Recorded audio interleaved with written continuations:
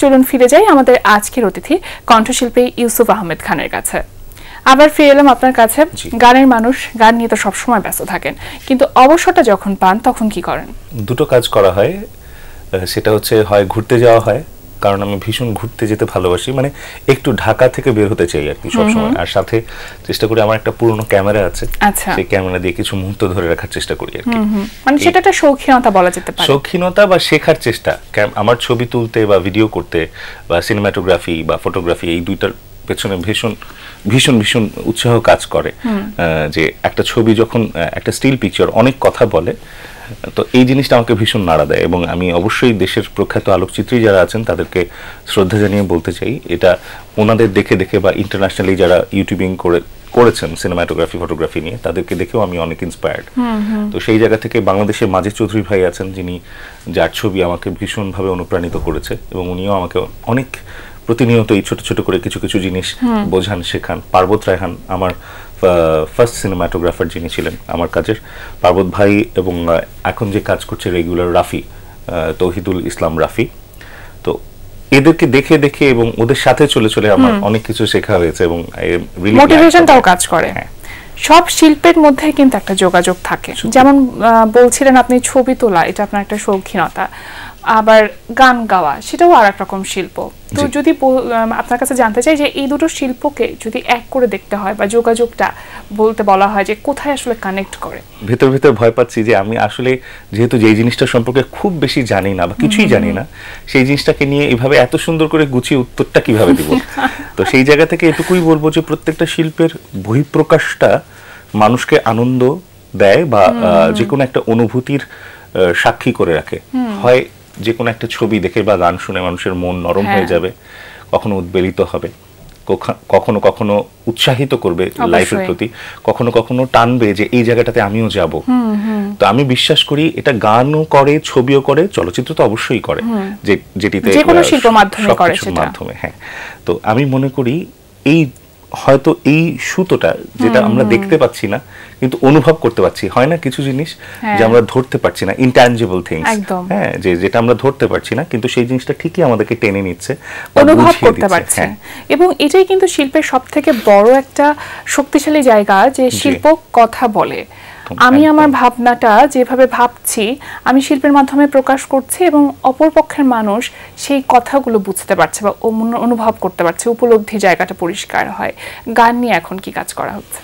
নিজের গান নিয়েই কাজ করছি। আর কিছুদিন আগেই আমি চেষ্টা করেছি, যেহেতু আমাদের দেশের অবস্থাটা খুব একটা অস্থির পরিস্থিতির মধ্যে দিয়ে যাচ্ছিল এবং এখনকার সিচুয়েশনটা একটু একটু করে স্বাভাবিক হতে শুরু করেছে, কিন্তু তারপরেও আমাদের পার্শ্ববর্তী দেশগুলোর সাথে ভিসা রিলেটেড জটিলতা কিন্তু এখনো কাটেনি খুব একটা, এবং যেটার কারণে অনেকেই ক্ষতির সম্মুখীন হচ্ছেন। আমি আশা করছি সবাই হয়তো সুন্দর দিনের অপেক্ষা করছে, সেই জিনিসটা ঠিক হয়ে যাবে।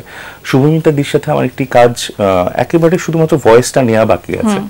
উনি এর আগেও জানিয়েছিলেন যে উনি হয়তো পাঠিয়ে দিতে পারবেন, কিন্তু আমি চেয়েছিলাম হয়তো উনি দেশে আসবেন অথবা আমি গিয়ে ভয়েসটা নেবার চেষ্টা করব। উনি অনেক বড় মাপের শিল্পী। আমার সুরে যেই গানটি উনি করেছেন সেই গানটি লিখেছেন তিনি আমার খুব খুব কাছের এবং শ্রদ্ধার একজন আপা, এবং আমাদের সাংবাদিক বড় ভাই অভিমন্যুদ্দিন ভাইয়ের টিচার সাবরিনা সুলতানা চৌধুরী, উনি ওনার লেখা একটি গান, কষ্টগুলো ব্যক্তিগত, দুঃখগুলো একার, এবং দীপচন্ডী তালে আমার ভীষণ ভীষণ প্রিয় একটি কম্পোজিশন। আই বিলিভ যে খুব জলদি হয়তো আমি কাজটা নিয়ে আপনাদের সামনে আসতে পারবো। তাছাড়া নিজের সলো গানের কাজ চলছে, কিছু ডুয়েটসের কাজ চলছে। আশা করছি এই বছরের শেষ দিকটা কিছু কিছু গান উপহার দেব, এবং যেমন আমি অক্টোবরে যে দুটো গান আমার রিলিজ পেয়েছে, অভিমন্যুদ্দিন ভাইয়ের কথা এবং সুরে চাইনা হৃদয় ভেঙে যাক, আমার সাথে যিনি ভয়েস দিয়েছেন তিনি আমার ভীষণ প্রিয় শিল্পী ইয়াসমিন লাবণ্য, এবং আমার লাইফে কম্পোজিশনে আসার অন্যতম ইন্সপিরেশন যিনি ছিলেন তানবীর দাউদ রনি ভাই এবং প্রিয়াঙ্কা গোপ। এই দুজনের মধ্যে কে সবচেয়ে বেশি আমার ভালোবাসার, এটা আসলে বলে দেওয়া কঠিন।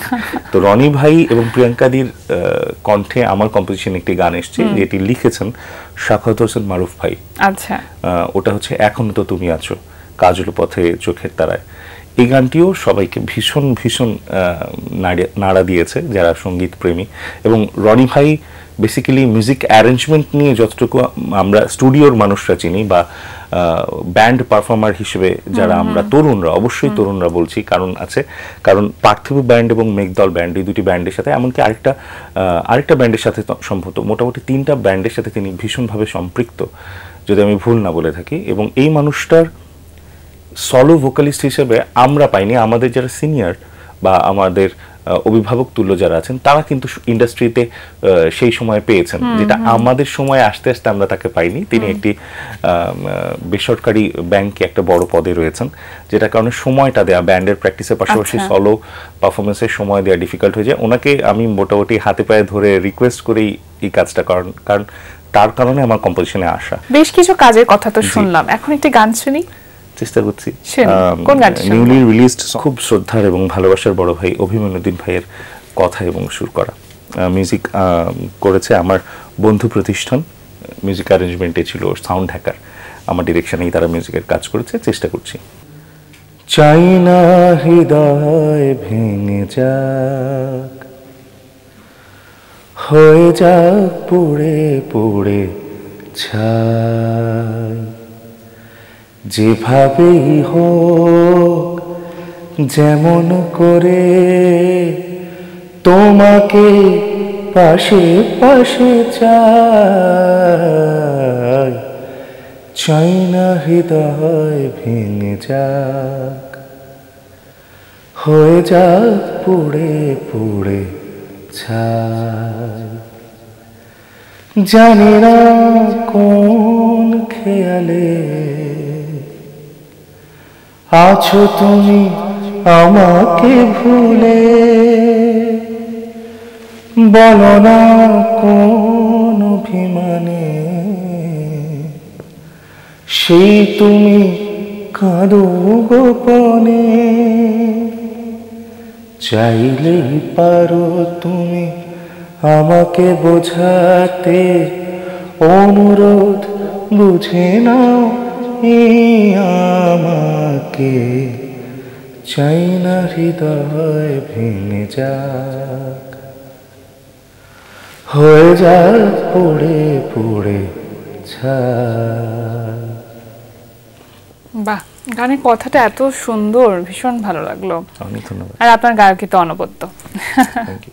আচ্ছা, এই যে আপনার গান কম্পোজ করা হচ্ছে, গান গাওয়া হচ্ছে, কিন্তু গান কখনো লিখতে ইচ্ছে করেনি বা মনে হয়নি কখনো সেই জায়গাতে কাজ করা যায়? বিভিন্ন সময় আটকে গিয়ে যে বন্ধু বান্ধবদের কাজে লিখিনি তা নয়, কিন্তু সত্যি কথা বলতে আমি লেখার জায়গাটা ভীষণ ভয় পাই। শাখাওয়াত হোসেন মারুফ ভাই, প্রসেনজিৎ ওঝা দাদা, হীরেন্দ্রনাথ মৃধা, এনারা যারা আছেন, অবভিয়াসলি আমি সিনিয়রদেরকে রেসপেক্ট করে ওনাদের কথাই আগে বলছি না, এনারাও আমাদের সিনিয়র, যেমন রফিকুজ্জামান স্যার, কাজী মাজহারুল আনোয়ার স্যার তো আর পিছিয়ে নেই আমাদের মাঝে, এনাদের অবস্থানটা অন্য জায়গায়। কিন্তু আমি যাদের কথা বলছি, এবং অবশ্যই অবশ্যই আরেকজন মানুষের কথা না বললেই নয়, অভিভাবী তো আছেনই, একজন মানুষের কথা না বললেই নয় যার লেখা আমাকে ভীষণভাবে ভাবায় এবং ইন্সপায়ার করে, তিনি হচ্ছেন আহসান কবির ভাই। এবং আহসান কবির ভাই এমন একজন মানুষ যিনি প্রথম, আমি বলতে চাই যে এতটা বিশ্বাস করে আমাকে একটা খামে অনেকগুলো লিরিক, সেটা আমি বুঝতে পারি একটা বড় খাম, অনেকগুলো লিরিক যখন আমাকে উপহার দিলেন একদিন, একেবারে তার সাথে সম্পর্ক হচ্ছে এরকম একটা শুরুর দিকে, 2018-19 সালের দিকে হবে। সেই সময় প্রত্যেকটা লিরিকের উপরে গীতিকবিতা আহসান কবির এবং সুর এবং শিল্পী ইউসুফ আহমেদ খান লেখা ছিল, যখন আমি সুর সেভাবে কিছু করিও নি। আচ্ছা, তো এই বিশ্বাসটা আমার মনে হয় না সবাই করতেন, বা যেমন ওনার লিরিক দেখার সাথে সাথে আমার ভিতরে সুর জেগে ওঠে, আমি জানি না কেন। আমি উইথ ডিউ রেসপেক্ট আমি 2 লাইন গান শোনাতে চাই, কারণ যদিও আনরিলিজ গান, এবং কিছুদিন আগে আমার চ্যানেলেই কিন্তু 1 বছর আগে আরেকটি গান রিলিজ হয়েছিল, যোজন যোজন দূরে, সেই গানটিও আমাকে ভীষণ মানুষ অ্যাপ্রিসিয়েট করেছে। সেই গানটি মোটামুটি 2 ঘন্টা 3 ঘন্টার প্রোডাকশন।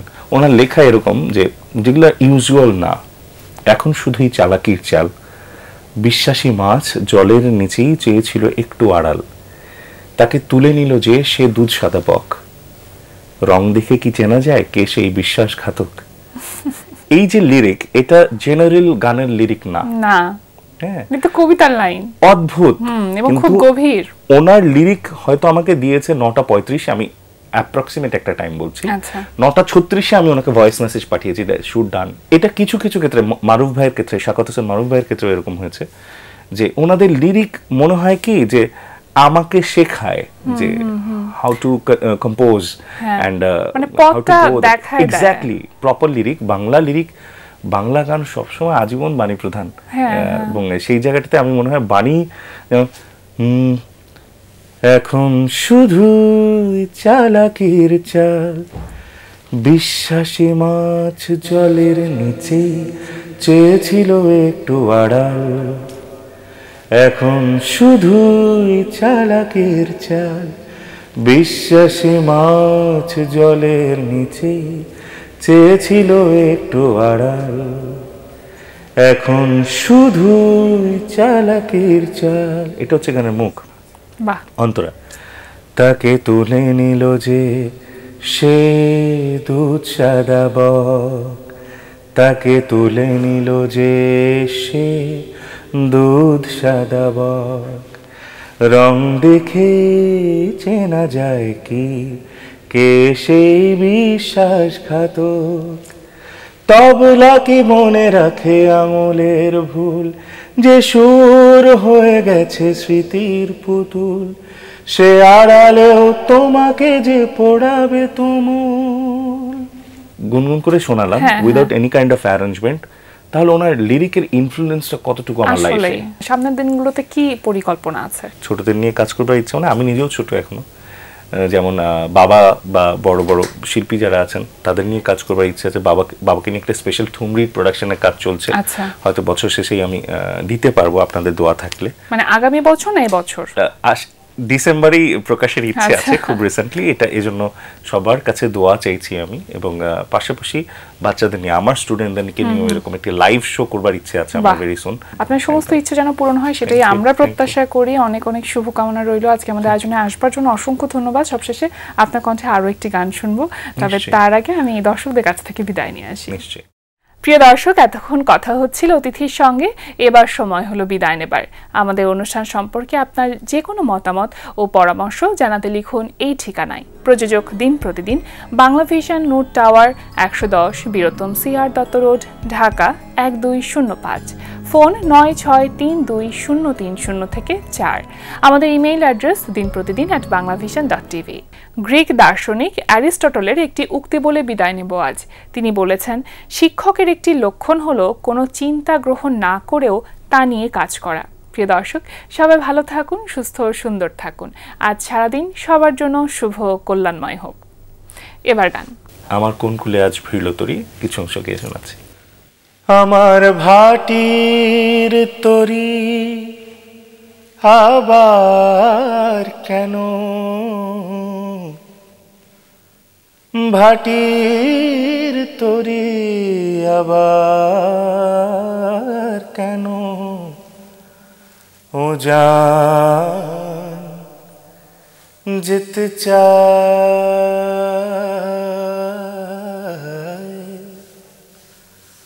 কোন কুলে আজ ভিড়ল তরি, এ কোন সোনার গায়, আমার কোন কুলে আজ ভিড়ল তরি, এ কোন সোনার গায়, আমার ভাটির তরি আবার কেন, ভাটির তরি আবার কেন, ও জান যেতে চাই